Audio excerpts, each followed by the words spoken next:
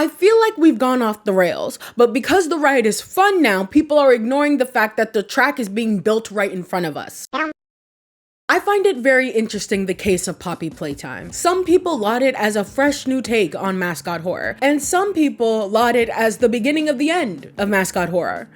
And I am kind of somewhere in the middle. Because as much as we get really cool designs, we cannot deny that it was also the pioneer of the insert random children's franchise that's actually really spooky, ooh, and also a cash grab. So much so that the story started to become really similar as well. Like even more so than FNAF was. So stop me if you've heard this one before. Beloved child franchise had an incident sometime to the mid to late 1900s. Someone related to the franchise comes back to the scene of the crime years later, only to find that the children's franchise, usually the mascot or mascots in this case, they are alive and of course they are out for blood. And of course there's usually some deep-seated lore reason that's very vague that you can only find through videos, tapes, ARG, and of course a bunch of game theory videos. Now I bet if I didn't mention Poppy Playtime at the beginning of this video, you probably would have thought of a bunch of different mascot horror games. And now some of them are well loved despite their flaws,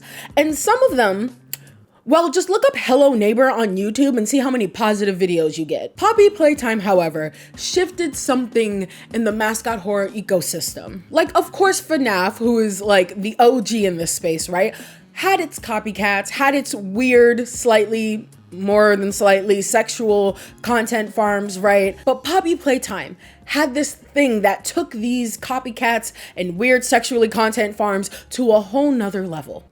Speaking of which, I will never understand why someone would use their God-given gift of animation to make sexually charged videos for children. Please seek help. Anyway, back to Poppy Playtime. When I say that it is the Avengers Age of Ultron of mascot horror, I need you to understand what I'm talking about here. Like, you can pinpoint exactly where it all went to shit. Now, here's the thing. I don't think Poppy Playtime is bad. Or, well, not anymore. And that's what I want to talk about today. Because while I do believe that Poppy Playtime has earned its spot among the mascot horror greats as it is, do have to ask, couldn't it have always been like this? And have we been making up the story as we've been going along? Hey, it's Ali, welcome and welcome back to my channel, and let's talk about Poppy Playtime and the never-ending game. If at any time you like this video, please give it a like and subscribe because I make videos like this all the time. And of course, comment down below if you like Poppy Playtime, if you dislike it, or if you feel like me and you're like somewhere in the middle, this like liminal space of like really wanting to like the game, but it just frustrates you at every turn, or there's some parts of it that you just cannot get over. I'm looking at you, NFTs, that like prevent you from fully going gung-ho about this game. Or maybe you enjoyed it, and if you have enjoyed it, like, did you enjoy it since the very beginning, or is it because of this newest chapter, which we'll get to later? Did you start liking this game? Let me know down in the comments below, and hey, let's jump into it. Yeah, so I was not joking about the whole MCU allegory. It is the Age of Ultron of mascot horror, and much like the MCU, mascot horror was really good at some point until it just got so oversaturated and not everything that comes out is good. This is not a rant about the MCU, but you see where I'm coming from here. When Poppy Playtime came out, I think we all collectively rolled our eyes because Poppy Playtime never hid what it was trying to be. On its sleeve, it wore mascot horror like a badge of honor. It wore kind of a little bit of crash grabby viral sensation on its sleeve like a badge of honor. And hey, it worked. Like, we all believe that mascot horror was slightly dying at this point. It's like 2021. Mascot horror is dying. And at this point, if you're making a game about mascot horror, like the nostalgia children's thing, and it looks a certain way and it breathes a certain way, then it's probably a cash grab and it'll die out eventually. But somehow, some way, Poppy Playtime managed to resuscitate the entire genre and drag its dead corpse along. Like, come on now. Huggy Wuggy, Kissy Missy, Poppy's Playtime. Can you really blame anybody for thinking that this was anything more than a mascot horror cash grab in the beginning? And on top of all of that, the story felt very vague and kind of like they were making it up as they went along. No concrete like overarching plot even in the first chapter. And the gameplay was so hit or miss that it really made you feel like the design of the monsters came first and everything else came second. But I'm getting ahead of myself here. Let's go back a little and let's talk about that name again. Poppy's Playtime. Y'all, it is so very clearly Poppy Playtime, not Poppies with an S Playtime. And I say that at the beginning, but for some reason, I think from now on, I say Poppy's Playtime, because Poppy's Playtime makes more sense. Like it's being her playtime, because there was the whole idea of it being her, like she's the mastermind behind everything. That makes a lot of sense. However, that's not what's going on here. At least not anymore. So Poppy Playtime, which to me just symbolizes even more that this was originally supposed to be a cash grab, because what the hell is Poppy Playtime? What sense does that make? What sense does any of that make? Anyway, I need you to be so fucking for real right now. Poppy's Playtime screams marketability ploy, and I don't think anybody would disagree with me. So much so that this game started a very concerning trend. And you can say, well, didn't Five Nights at Freddy's do this first with the whole alliteration and highly marketable thing? And while I would say yes, if you take a look at the big mascot horror games of that era, Five Nights at Freddy's, Bendy and the Ink Machine, hell, even Hello Neighbor, they were all at least unique in some way. Whether or not you like the games, whether or not you think the games are good, they were all unique in one way or another. But after Poppy Playtime came out, almost every single mascot horror game that wasn't actually trying to be a real game was just a clone of Poppy's Playtime. FNAF is so specific with its animatronics that if anybody were to make a game with animatronics, you would just be called a FNAF clone at this point. I have my own opinions about that, but it's whatever. However, Poppy's Playtime is so generic in its approach to a game that you could theoretically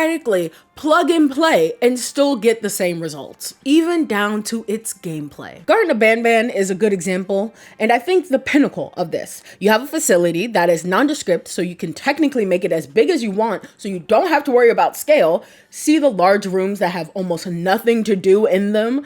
You have a random mascot that resides here and auxiliary characters that are also roaming about. You have one gimmick for the gameplay, usually used for solving puzzles, and you have a vague story that you don't need to figure out right away because you will be making up the story as you go along. Now again, if I had not mentioned Poppy's Playtime or Garten of Banban, you could switch the two interchangeably. The only difference here is that aesthetically, Poppy Playtime has a lot going for it. Funnily enough, I think the game is slowly losing its plot, despite the fact that I think the story is the biggest thing going for this game. Outside of course, the monster designs. In the beginning, you play as a nondescript old worker returning to the Playco factory after getting a very vague and mysterious letter saying that something or someones are still alive in the factory and to come and save them. You get there, you get introduced to the grab pack, you get introduced to Huggy, and then at the end of the level, you get introduced to Poppy, the one who assumedly wrote the letter to come and meet her. But fast forward to chapter 3, and the story is almost completely different from where we started. From chapter 1, it seemed like Poppy was going to be this big mastermind of all of this. Whether or not she was good or evil was the thing that was being debated. But by chapter 3, the game has completely shifted focus to her. And also by chapter 4, the game has reshifted its focus. Chapters 2 and 3, I would argue, especially chapter 3, Poppy takes an insane backseat to the narrative to an almost comical degree. Like even outside of the game with the lore that you could find in the ARG and the tapes that got released and all of the trailer material, Poppy is like rarely ever in them. Now, of course, in the beginning, this would be fine if there was some big twist that she was for some reason the prototype. Now it is kind of interesting because there's been a lot of speculation about her relationship to the prototype, especially with this new chapter, chapter 4. And I think that is interesting. I still don't think that we should have completely ignored Poppy for like an entire chapter or two just so we can get more information about the prototype, especially considering now, especially at the end of chapter 4, they seem to be related in some way, whether or not it's because they are actually related or if he just sees Poppy as the only one who was like actually very close to human. We'll get to all that later. But still, Poppy did take a backseat. And it is only now at the end of this chapter that we get anything even remotely related to her. And even then, she still runs off at the end of the chapter. Like we don't see her again for most of this chapter. And we only get vague, again with the vagueness, like conversations between her and Louie. And then she books it at the end of the chapter. And I can't even say that that makes sense for her character because I don't know anything about her character other than the fact that she is trying to free the orphans that are down in the like below area where the prototype is. However, she is willing to ditch that in a second. The second the prototype is like, "Oh girl, I'm coming for you." I know I'm getting a little bit off topic here, but this does have to do with the story. So far, Poppy seems to want to do anything in her power to make sure that the orphans that are still alive in the basement section, the basement section of this place are saved, and she doesn't care about anybody else. In fact, it seems that she wants to blow everything up so that nobody can escape and just the orphans can escape because they're still technically human. And she seems so gung-ho about it that she is willing to sacrifice all the other sentient toys that are there to make sure that these kids can get out. So why, pray tell, would she then abandon her mission halfway through? Like, she knew eventually she was going to have to confront the prototype. I do not understand. Did she not know? Like, genuinely, this is a question, and like, tell me if I missed something. Did she not know that the orphans were in where the prototype is? We have a question of whether or not these orphans are even still alive or anything like that, but this doesn't seem like the type of person who just seconds ago was willing to blow all of this shit sky high to do anything to get these orphans back. Now she's worried about her own survival. That seems really weird. No, like her running off makes sense narratively, like in terms of what is happening in the story now, but it directly contradicts her like purpose and her drive to really get these orphans out. That's about the like fourth chapter in general. Again, we'll get to all that later, but like that's just something I found very interesting while filming. And I don't think it is completely bad for getting people antiquated with the world of Poppy Playtime. However, I do wish there was a little bit more about Poppy, but hey, we got that in the second chapter, right? And the gameplay did leave a lot to be desired. Like, I wish everything didn't accumulate to just being one big chase scene at the end, which is unfortunately a running theme throughout this game that will be used multiple times, even when it doesn't need to be. Now, I say that this vagueness hurts me, mostly because we do not know how many chapters there are going to be. After the release of chapter 4, it seems that the next chapter is going to be the last chapter, but don't forget, and I will never forget, that before all of this happened, before this very abrupt shift in the game and its gameplay happened, Poppy Playtime, somewhere, I can't find the exact quote, I remember it going around that they said that they wanted there to be 10 chapters for this game. 10. Why is it that only recently have we seemingly gotten any type of concrete overarching plot to the story that makes it seem like the next chapter will be the last chapter? Before this chapter came out, we were all sitting there twiddling our thumbs, wondering when this will actually get to go somewhere and where the end of this chapter will be. It is, again, no coincidence that we could just go deeper and deeper and deeper and deeper and deeper. We seemingly, especially in chapter 4, we're already in some caves. Now we're going even deeper into some even more caves. And technically you could just go deeper and deeper and deeper until you get to the depths of hell if you wanted to. Why? Because Poppy Playtime said, we don't know how many chapters there's going to be. They haven't even acknowledged that the last chapter might be the last chapter. We're just all speculating based off of the now ramping up in the exposition dumps, that everything that's been happening in chapter 4 ramping up to be the climax, so that way the next chapter is the last chapter. We're all speculating on that, but technically, because Poppy Playtime hasn't set a serious answer for that, they could just go on forever and ever and ever. And considering that the prices have only gone up, luckily chapter 4 wasn't more than chapter 3, even though I think that chapter 3 should have been $10 and chapter 4 should have been $15. I think chapter 4 is worthy of its $15 price tag. I don't think chapter 3 was, considering how much of a jump in quality chapter 3 to 4 was, but that's just me. I also want to take a little bit of a side tangent to talk about the business model of this chapter release thing. I know a lot of people don't like it. I think in the context of Poppy Playtime, I don't like it, but I don't hate the concept of a chapter-based released game overall. I don't, especially if it's going to be something that is going to be longer in a sense. However, I do believe that in order for it to be done right, you need to have an overarching plot. I will take Deltarune, for example. Even with only 2 chapters out, and the fact that we know how many chapters there's going to be roughly, you can tell that there is an overarching plot at play. And because of that, at least personally me, and also the fact that the first 2 chapters were free, at least for me, I do feel like Deltarune has earned that multi-chapter release. It makes sense to me. And as a like game developer myself, I can understand why you would want to do that, especially monetarily. Like if you're trying to keep your business afloat, not just as a person who makes one game and then hopefully that money will carry you on to the next game, I can totally understand why you would look at a chapter release schedule and be like, yeah, this is interesting. However, I think in this case, with the context of what Poppy Playtime is, especially with their cash grabby tendencies, looking at you NFTs, you will never live that down. Not at all. With that context here, it seems like this was a chapter-based release for the purposes of money and money only. And that is also why I'm kind of really harping on the fact that this seems made up as we go along. The fact that we don't know how many chapters there's going to be, the fact that the price keeps changing every single chapter, I don't like that. I mean, granted, chapter 4 is the same as chapter 3, but I don't like that the chapter, like, I just don't like that. And the fact that a child is more likely to be able to buy a game that is cheaper over periods of time, even if that cost will end up being like way over. Like at this point, we're at $45. Okay, guys, your favorite YouTuber doesn't know how to do basic math. So anyway, this past chapter was $15. The last chapter was $15. That's $30 plus 10. That's 40, not 45. And assuming that the next chapter will at least be $15, that puts us at a whopping total of $55. What I was trying to say here is that $55 is very close to what a AAA game is right now.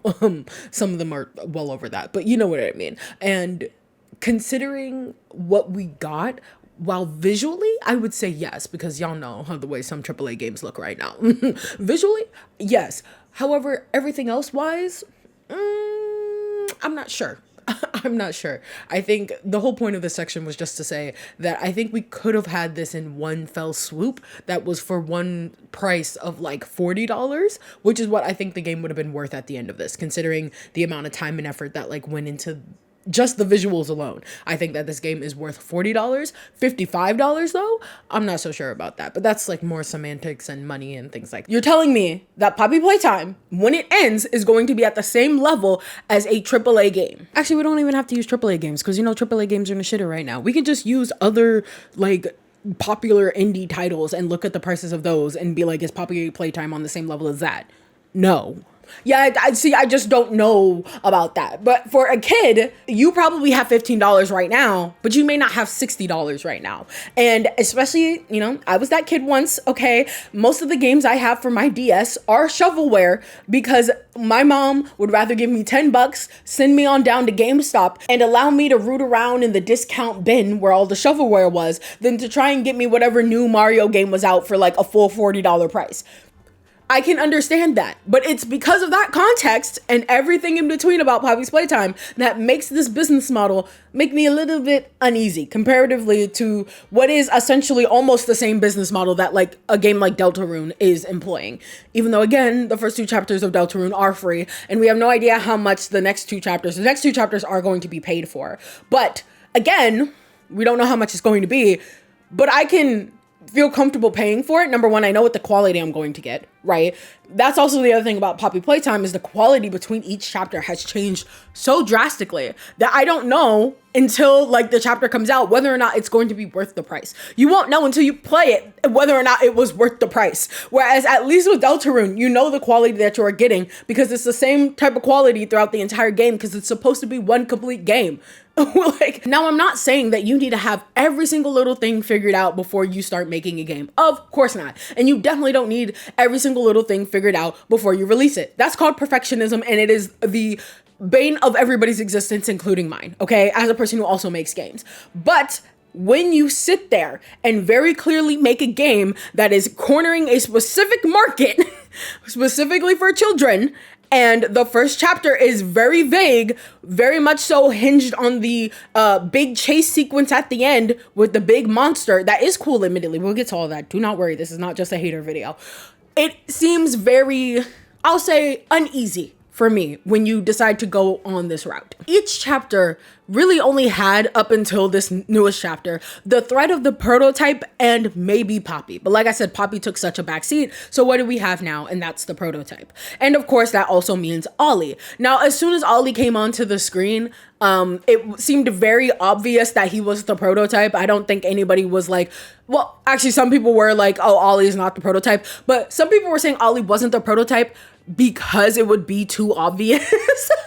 Which I think is very funny and very like telling of what we're dealing with here. Ollie being the prototype was kind of obvious. It also kind of pissed me off that they just trusted a random kid's voice that they never heard, even if they didn't know that the prototype could mimic voices, because I think that's only a thing you saw in like tapes and like auxiliary media. So it's like, okay, the people inside the game do not know that the prototype can mimic voices. Fine.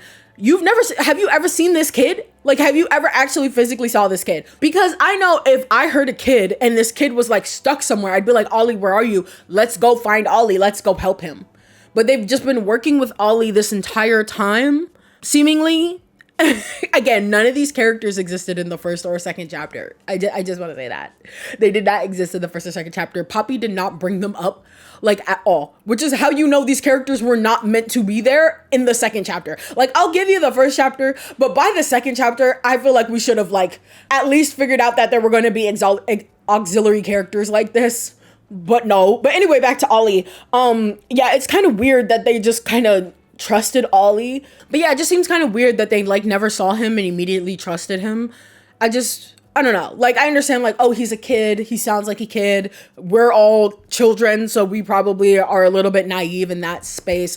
Also, okay, I'm about to get ahead of myself with chapter 3. Now, I know I keep hating on specifically chapter 3, and I think it's because chapter 3 is such a pivotal, like, moment of this actually starting to be a game that it kind of pisses me off that we were almost there. Like, there's so much potential there that just didn't get, like, laid upon, and it sucks because we will never go back to those places, right? There's no backtracking and talking to certain characters again because they're all dead. The fact that the smiling critters were, like, so hyped up, and just to be in game, all of them being dead, and the fact that we only see Catnap at the end, I like that there was a boss fight, and I like that chapter 4 took the fact that there was a boss fight and expanded upon that greatly. I actually really enjoyed that, and I'm glad that they took that and like ran with it to the next like chapter. I almost said the next game.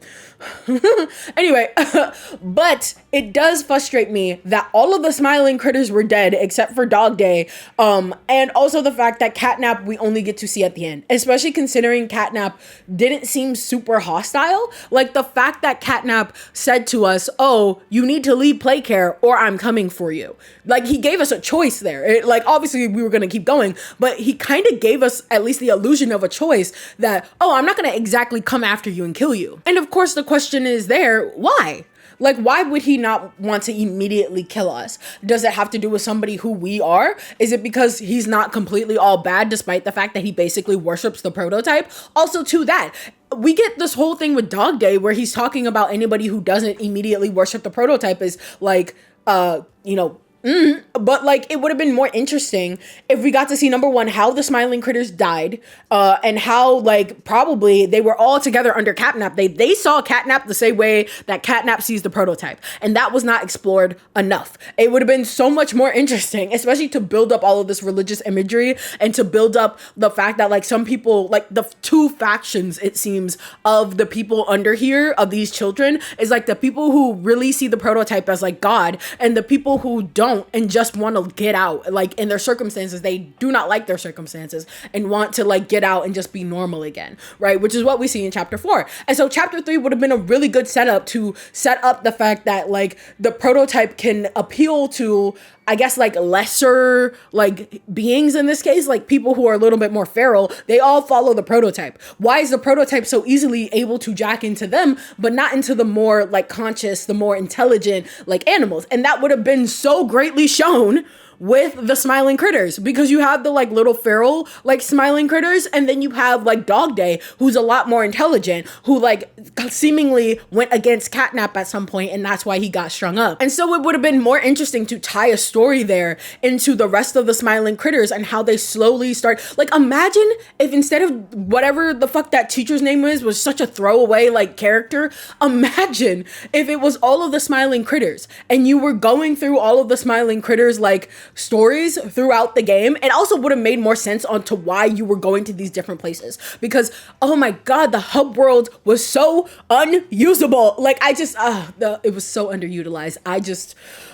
I loved the hub world in chapter 3. I thought it looked great. Poppy Playtime has some amazing set pieces, but I have a feeling these set pieces are made and then a story is built around it. Because if we had the smiling critters and we're going, the story, the way that chapter 4 is, right? There's a story about Doey that's being told throughout the entire chapter that I thought was really interesting, especially for a character I didn't think I was gonna like very much. We'll get to that later. But imagine that in chapter 3. Chapter 3 tells the story, and it also sets up the like big, I guess, moral conundrum of this game, which is like whether or not these people are seen still as human, and what the prototype wants versus what Poppy wants versus what Doey and the like crew want, and what everybody, like this idea that they tried to play with in chapter 4 with the like who's human and who's not human, and do you consider this child a human, and blah blah blah blah blah blah blah blah blah. We'll get to that, but it just is so underutilized in chapter 3, and we're not going back. All that did was introduce Ollie as a character, really, at the end.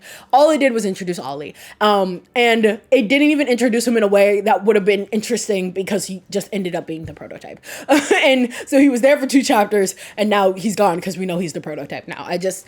It frustrates me because it could have been so good. It's such an interesting premise that doesn't go anywhere. And it frustrates me to no end. So let's talk about what my anxieties were before going into this new chapter. Number 1, the fact that so many characters are getting introduced. Now, granted, by the end of the chapter, we're back down to a minimal amount of characters, which was nice. However, the fact that these characters got introduced at the beginning of the chapter just to be killed off towards the end of the chapter, I don't really like that. It made the beginning of the chapter feel very, very crowded. It immediately confused the story itself. Like, a lot of people were like, wait, what's going on now? Like, the story explained videos, I watch all of them because I love story explained videos. I just do, okay? And also, like I said, I am like interested in this game, so I'm not just like completely hating, but the story explained videos this time around are so different and so much longer because there's so much more to explain.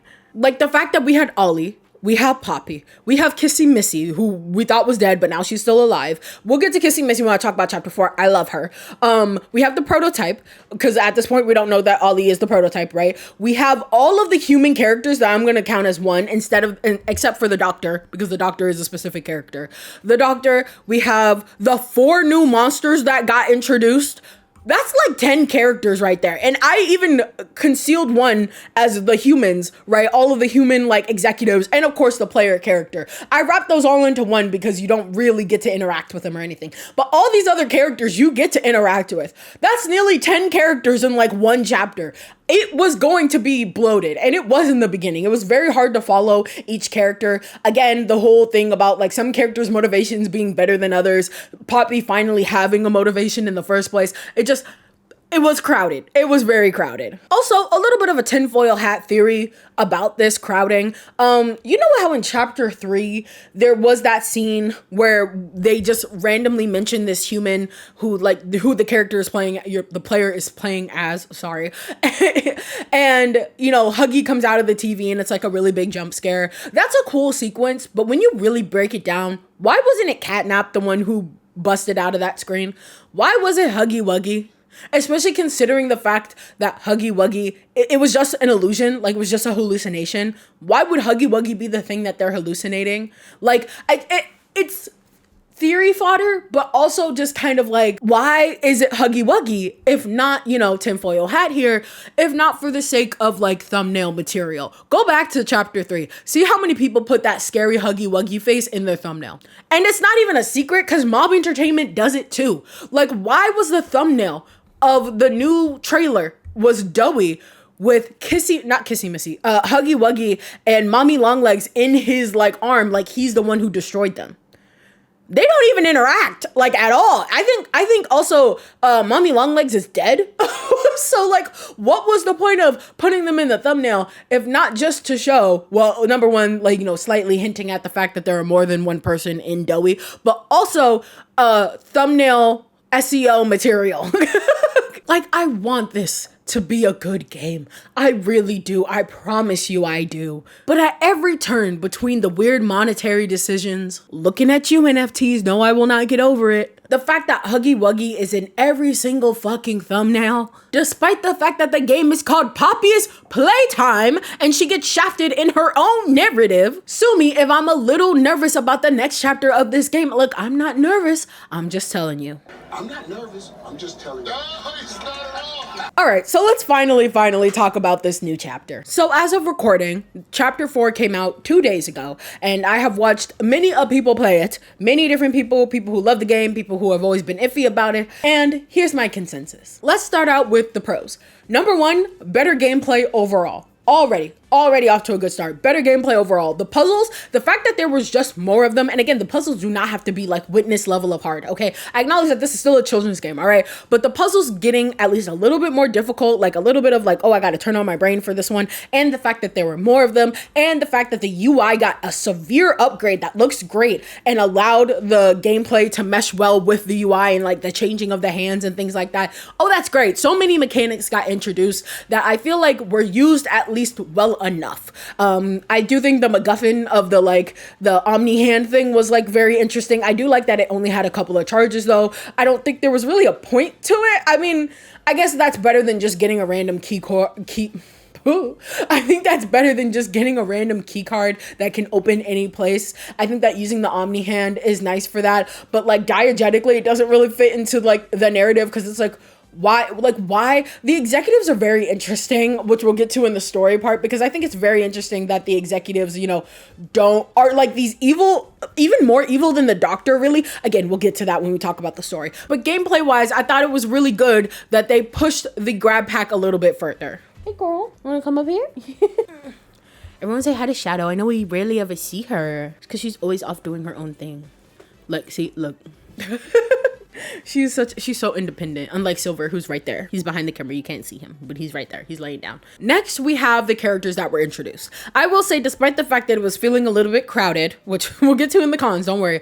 The doctor as a character being introduced was really, really cool. I loved his whole shtick he had going on here. I like that we got from him that we are just a normal, regular employee. I think everyone thought, myself included, that we were playing as like one of the executives that had come back. And I think that maybe Mob Entertainment was maybe planning for us to be one of the executives, because in the first chapter there's like the 4 names and like one of them is like destroyed and we mysteriously don't know who it is, and it's like very obviously at that point supposed to be us, and I think that it still was supposed to be us, but I think the issue at that point was the fact that the kids would have recognized us by now. Like they would have been like, oh, I know who you are. But also the fact that Poppy knew us enough to send us like a message. Did she send it to all employees? How did she know to send it to us? There's still a lot of questions about that. Also, I do think the length is worth the price. Everybody who I watched play this, they were like, wow, this game is so long. It's so long. It's so long. And some of them were saying that in a good way. Some of them were saying in a bad way. But I think that length warrants the price that it has. So that was good. Doey and Doey's boss fight. Doey was a really cool character. The fact that you kind of had to use your brain a little bit to put together that he was more than one person is not something I got on the first try. Let me tell you. Like, it's there in the narrative, but you do have to do a little bit of lead work yourself to like really like comprehend that. I think that's really cool. The fact that by the time you realize that, it shows up in the narrative with him being a creature that is 3 people.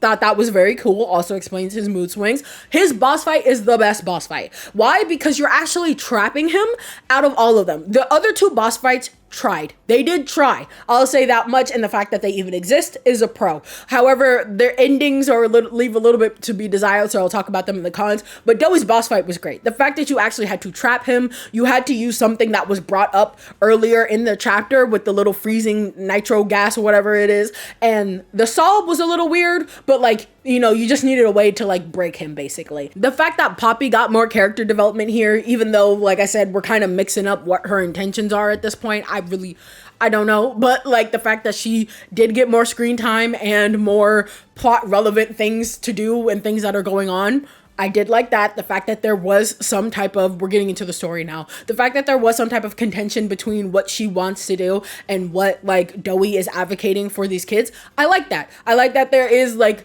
a kind of like moral quandary there. However, I feel like this moral quandary should have been brought up last chapter to make especially during the All right, let's get into the cons. Especially during the doctor's boss fight. That had so much potential, especially during that part. That part was low-key the scariest part of the game, at least the most disturbing part of the game for me, because you're going around to these cells and seeing how these kids were experimented on, and you're hearing like them trusting these adults and trusting them to like do right by them, and them being lulled into this false sense of security and all this stuff like that, right? And, you know, meanwhile, the doctor is like telling you about all this stuff, and he's like not only exposition dumping heavy, every single character in this game exposition dumped. Why? Because it's very clear this game was made up as it went along, and now we're in the fourth chapter. They finally know where we're going. They finally know where we're going and how they want to end the game, and because of that they need to catch you up with everything so that the last like parts of the game make sense, and so they have to exposition dump exponentially onto you, which I think is an issue, because if you had 3 chapters to do that, you had 3 chapters to set all of this stuff up, and now you have to do it in here. I have never seen Super Horror Bro, who's the first person I watched it because he was like the first person to get this video up. He was so like, I have never seen a person who loves lore, who loves making these lore explained videos, be so annoyed at the fact that there was so much lore in this game. So many notes to collect, so many videos to watch, and he was annoyed by it towards the end. He was like, yeah, they kind of cut through the gameplay and it like cuts through the experience, but in order to understand the full story at this point, you have to read all of them. You have to watch all of them. Why? Because we made the story up as we went along, and now we have to put the pieces together so you can actually understand the story when it ends.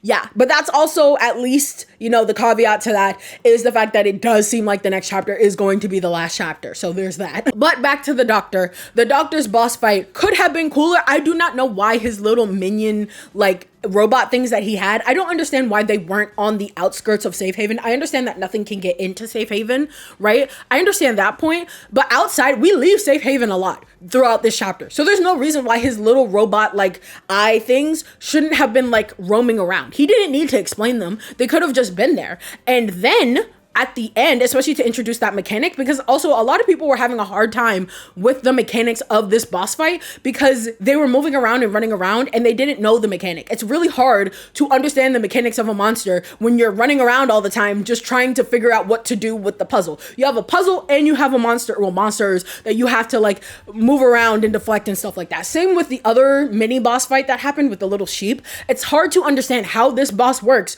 when I'm so busy trying to figure out the puzzle and I'm running around at supersonic speed. Okay, if there was something that was introduced beforehand, especially with the little eye monster things, to at least introduce the player to this mechanic, so that way when there's a bunch of them, they feel overwhelmed, they feel a little bit scared, and they're not just like, I don't know what these things are, I don't know what they do, so I'm just gonna run. I saw a lot of that in a lot of people's playthroughs, and I think that's a game design fault there, because if you had introduced this character or this monster earlier, people would be able to understand what they're supposed to do, so they can focus on the puzzle, because if they're not freaking out, they can focus on the puzzle and try not to get detected by these things, because they were like weeping angels, but like different. And I thought that was cool, the fact that they were different than regular weeping angels, especially because we already had that in the last chapter, but nobody even really was able to acknowledge the fact that they were different from other weeping angels, because they were just kind of brute forcing their way through the puzzle because they were scared of them. Anyway, also the lackluster way that the doctor died. I liked his last words, like, you saved no one. I liked that, but he just kind of like just pulled the plug on him and he kind of died. Speaking of pulling the plug, there's this moment where it's like, oh, in order to go forward, you're gonna have to kill this random kid that's in a tube. He's a random smiling critter who like seemingly has some type of content. We actually don't know.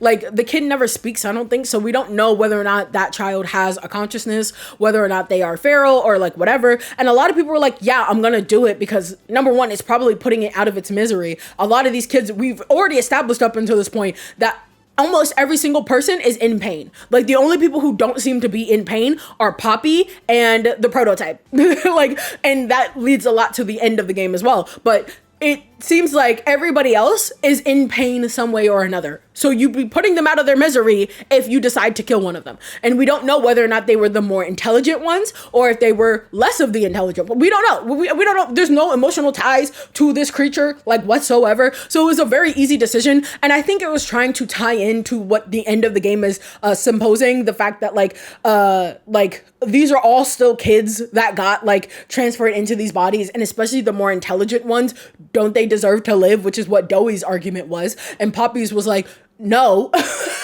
So I think that's what it was trying to do. But again, I feel like we could have set this up in chapter 3 with the smiling critters, especially because there's a lot of little like feral smiling critters who don't have high intelligence. And then there are the like bigger like smiling critters who do have a higher level of intelligence. So if we had done that in chapter 3, we would have already set up that moral quandary to then be answered and to then be asked in chapter 4, and it would have hit harder, but it just didn't. And so nobody really cared about that. Like, it was supposed to be like oh guys, what am I gonna do? Also, the fact that it wasn't really a choice. Like, you didn't get a choice, you have to do it. Like, the fact that some people thought Dowie would find out and that he would get upset.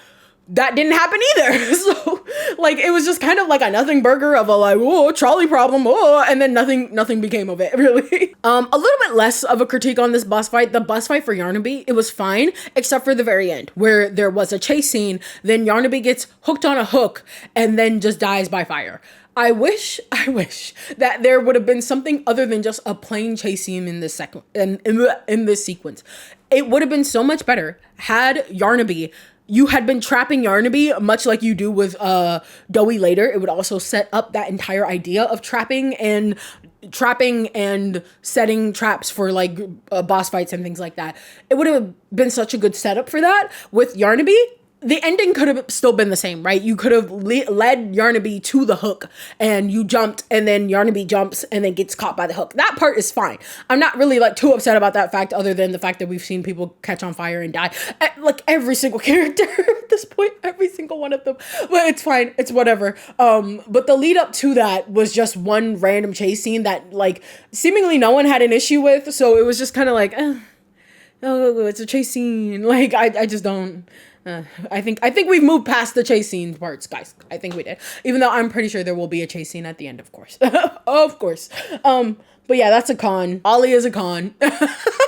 One thing I kind of liked, but also I'm now like, what's going on here, is the fact that we are not an executive. So like I said earlier, it seems like we are not an executive anymore, even though maybe we were supposed to be in the beginning, but now that doesn't, it just continuity wise doesn't make sense anymore. We still could be technically, and maybe something has happened. Maybe we were like a young person and now we've grown older and they don't recognize us anymore. It could be that. It also could be that one guy who we've been seeing a lot, what's his name, like Richie, the guy who like worked his way up from being like the trash guy to like now he's like the head of like not the cleanup club. I forgot what he's the head of, but he's the head of something. And he's like had such a big change of heart over the course of the game. And he's the only executive that has been like nice, because like even Stella Graber, like all of the executives, all of the adults in this thing fucking suck, right?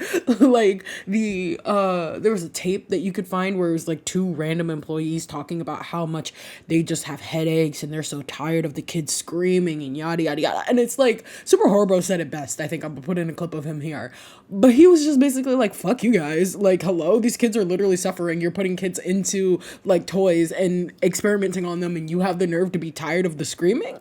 Please. Anyway, well, back to Richie, I think this guy's name is. He seems like to be the only one who like the kids trusted or was nice to, other than Stella. But Stella, I feel like, has that kind of facade about her. Like, she says all these nice things about these children, but she's still subjecting them to these like experiments, right? You see it in one of her like logs where she's talking about a kid who would be really good to be a part of like Dowie. You still put like him a part of that, even though you're saying that, oh, he's such a nice kid and she loves the kids and like whatever.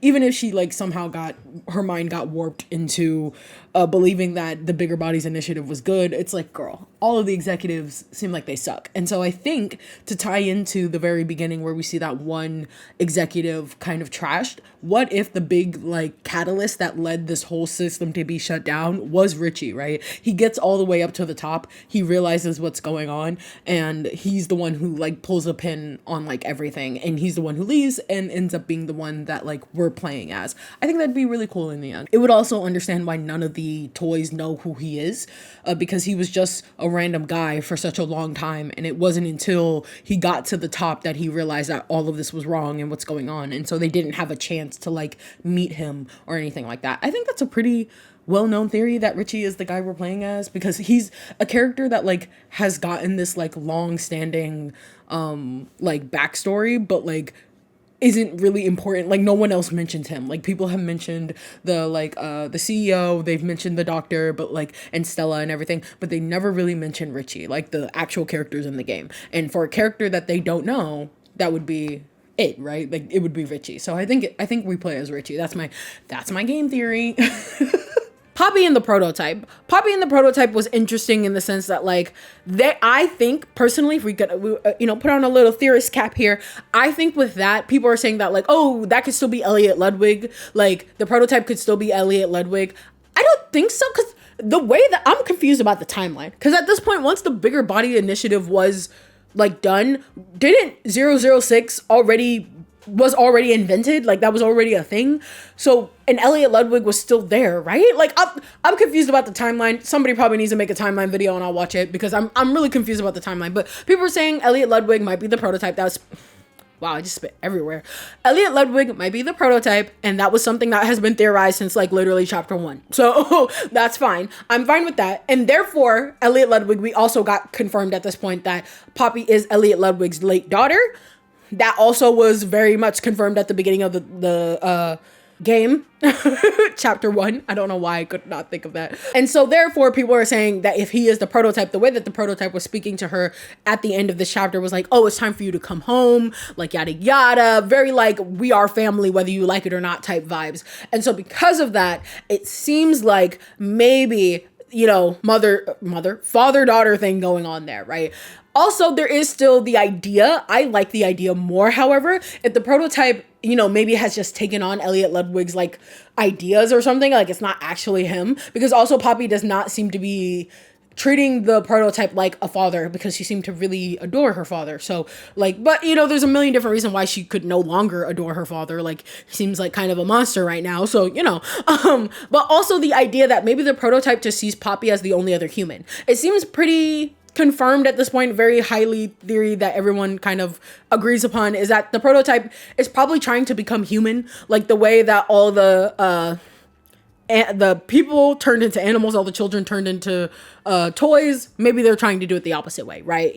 Shout out to Rytos's theory on that. That was really good. So to that, it seems really interesting if the prototype just sees Poppy as the only other viable human. Like, everybody else was kind of a failed experiment, and the only real experiments that actually worked, that have high intelligence, high emotional, that are basically like humans, is Poppy and the prototype. And so that's why the prototype wants her so much. Maybe there's something inside of her that makes her tick, that makes her feel like a real human, because she's the only one who has acted like a real human this entire time. Everybody else that we've met has something wrong with them, right? And I put that in quotes, of course, but has something wrong with them, whether they can't speak, whether they're a little bit too feral, whatever the case may be, right? But Poppy seems to be the closest to a regular human. And so maybe that's why the prototype sees that connection, is like, whether or not it's like actual familiar connection, it's like, you and I are the only, like, normal ones here, basically. And I want you for some reason. But also the fact that she's like, I don't want to go back in the case. What's up with that? That makes sense in terms of, like, if Elliot Ludwig is the prototype, he doesn't want any harm to come to her. And so putting her back in the case would mean no harm would come to her, but obviously she wouldn't be living.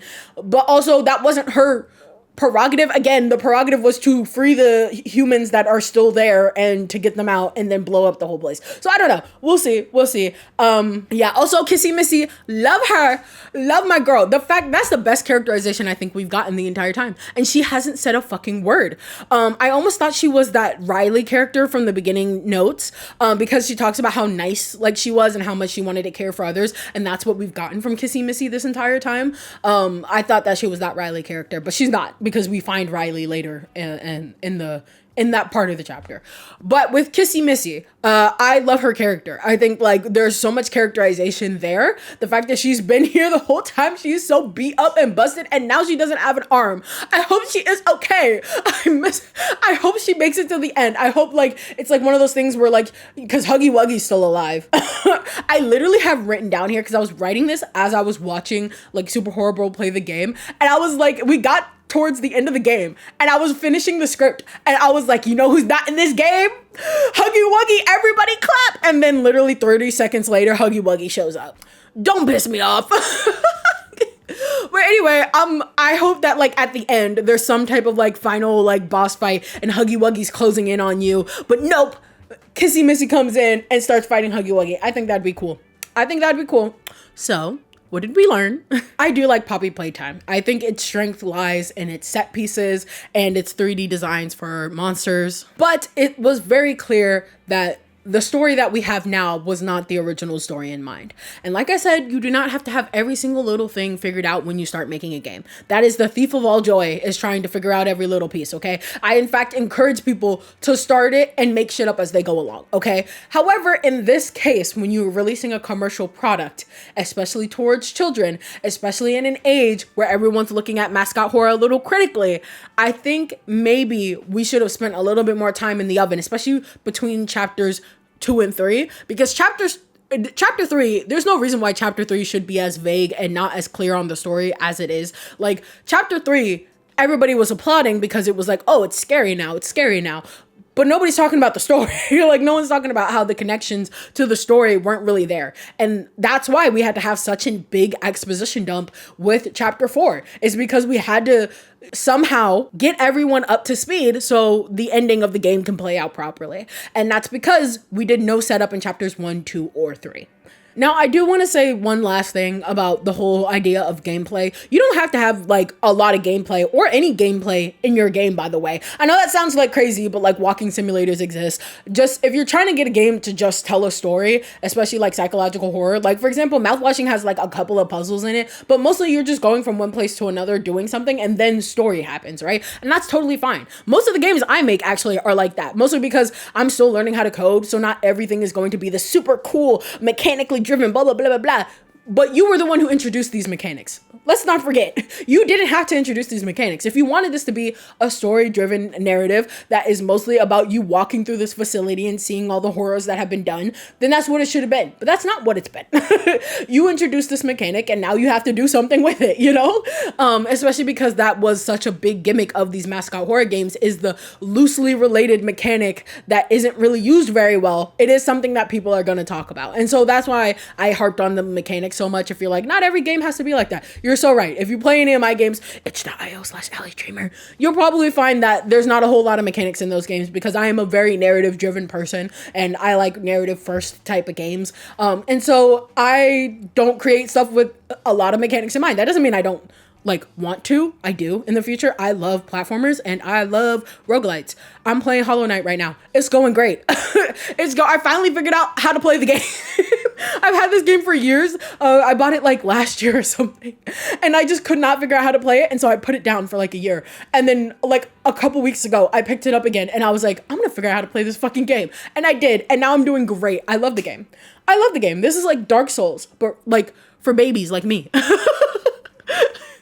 Anyway, I say all that to say, I'm happy with the direction that Poppy Playtime is going in. However, I can still be critical of the fact of like how we got here. So anyway, thank you so much for watching all the way to the end. If you did, you are a real one. Again, let me know down below if you think I'm tripping, okay? If you think I'm tripping about Poppy Playtime, or if you feel the same way I do, or anything in between, let me know down in the comments below. This is a shout out. I now have an idea form, because some of y'all will put ideas in the comments for me to talk about, because I always say, leave a comment if you want me to talk about anything. And then I lose the comment. So if you have an idea and you want me to talk about it, even if you've already said it in a prior video and I never saw it or I replied to it, please put it in the form, because then I have like a place I can go look at the form. I already have some ideas. What do y'all said, Danganronpa? Oh girl, you already know. I've played all of those games. Oh, I played all of them except for the third one. But I could talk about Danganronpa for days. That's another thing I could talk about for days. Love that game. Also, they said Ace Attorney in addition to that. I have the Ace Attorney like original like edition, but I've been wanting to play. Let me tell you a story. Okay. The video's over, but let me tell you a story. I went to MagFest last weekend. It was great. It was fun. I walked up to this artist. I bought a lot of art. I walked out to this artist table and they had a bunch of Ace Attorney merch, specifically from the later Ace Attorney games. The one where that guy has like the goggles and the guy who has the headband and the sword. Yeah, those Ace Attorney games. And I have been wanting to play those Ace Attorney games for so long, but I want to get through the other Ace Attorney games first, right? I don't think I need to, but like I kind of want to, just for the sake of like the continuity of it all. And I wanted to buy the merch from them so badly, but here's the thing. I didn't know what they were called. I didn't know their names. And because I didn't know their names, I could be like, oh, can I get the can I get the print with the thing and the thing and the thing? I didn't want to do that because that's kind of already happened to me once, that card. It already happened to me once because I didn't know the difference between the Yu-Gi-Oh! GX dual disc and the OG dual disc. And I luckily got out of that unscathed, but I felt like such a fucking poser and I just didn't want to, I didn't want to go through it again. So anyway, I say all that to say, I'm very interested in playing those Ace Attorney games. And the original Ace Attorney games. But yeah, anyway, thank you so much for watching. Leave, the form will be in the description. I didn't even say that. The form will be in the description. You can follow me on my social medias. I will see you in the next episode. Love and peace.